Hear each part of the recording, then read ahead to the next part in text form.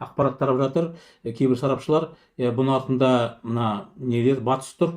Жалпы Эрдоган жаңағы жұмыстан орнынан құрту керек.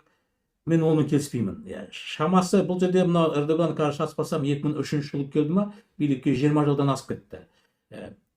Халықтың ең басты Турция мемлекетте саясаткерлер бар.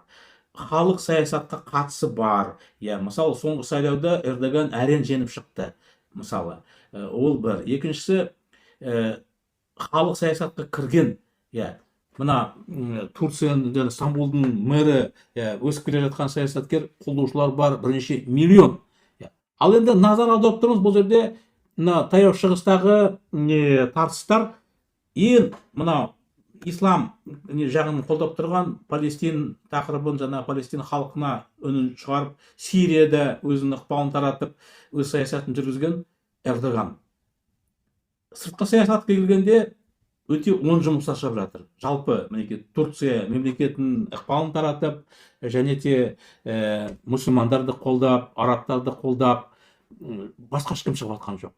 Сауд Арабия бас тартты, басқа ешкімде жоқ күшті ықпалды.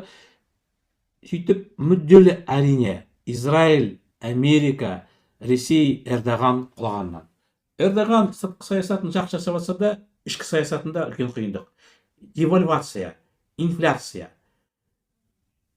Бұл жерде енді түрік халқы, мен түсінген, мына Эрдоган осының бәрін түсініп, сайлауды ертерек өткізбекші болған ба, негізінде 28-ші жыл болады дейді. Сөйтіп басты оппоненті Стамбулдың мэрі соны саяси алаңнан алып тастаймын деп іс қозғатып, ахуал қызып жатыр. Немен аяқталатынын бір Құдай біледі. Жалпы, менің түсінуімше, бұл әрине Американың басқа нелердің саясат емес. Егер олай болатын болса, Турцияның арнайы қызметтері бар, таза Эрдоганға жақсы әшкерлейді деп көрсетеді. Мінекей, мынау Израильдің әрекеті, Американдардың әрекеті біздің ішкі саясатқа кірісіп жатыр деп. Жалпы мен түсінуім сол, халық шаршады, жалығат, өзгеріс қалайды. Ал енді біз қазір түсініп жатырмыз, мысалы Назарбаев кет, Тоқаев кел деп, қазір біраз адамдар өкпелеп жатыр, ойбай, Назарбаев айтқандай келесі бұдан да нашар болады ғой деп. Америкада анау демократияның жаңағы көзі деп, Америка деп қанша бізге мысал келтірді, Американ сияқты боламыз деп біреулер